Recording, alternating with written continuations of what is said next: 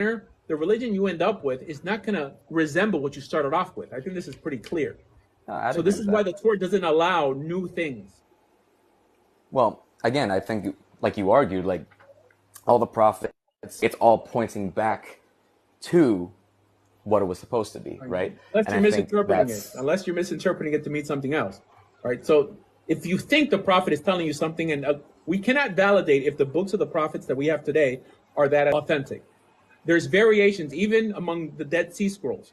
Books of the prophets in the Jewish world, you were allowed to write them from memory, while Torah scrolls always had to be copied from another Torah scroll. This is part of Jewish law, because there's a certain sense of authenticity that had to exist within every Torah scroll. So this is why nobody walked around thinking that the books of the prophets were an almanac of things to come. This is what gave birth to the Pharisees, the Sadducees, the Nazarenes, to Islam. When these books of the prophets were unleashed without the proper guidance on how to understand them, that's when new religions and sectarianism ran wild in Israel. And I think ultimately, like, yeah, I'd agree that it's adding on to the Torah, right? And it's like that's the whole problem. The Pharisees is that like they wanted to preserve the Torah, and so doing that, they made a whole bunch of laws around it, and then those become the laws that they follow. Yeah, and I'm not. So nowhere in the Talmud do any of these rabbis ever identify as Pharisees. It's a misconception that the Pharisees gave birth to rabbinical Judaism. Misconception. No, I'm not saying that. I'm just saying that the Pharisees. That's because I'm not familiar with any laws they created, right? They were just peddling the laws of the people who sat in the Sanhedrin. And I'm sure that many Sadducees sat in the Sanhedrin, maybe Pharisees sat in the Sanhedrin. Nazarenes probably sat in the Sanhedrin also. I welcome you to consider becoming Jewish.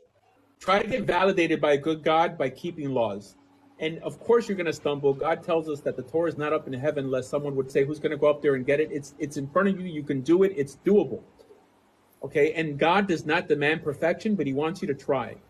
And by the simple fact that he mentions repentance means that he never expected you to be perfect.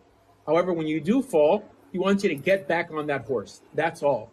And then enjoy your life. That's it. Don't focus too much on God. Don't focus too much on religion. Just live a religious existence, but, ride motorcycles, skydive, kill terrorists, do what you got to do to have fun, right? But do it in a holy manner. And that's it. There's no point of being fanatical, condemning people to hell, right? Just strive to be a good person, but fight evil. And that's a commandment that many people overlook, who burn the evil from amongst you. So go out and smash Antifa, and I'll join you.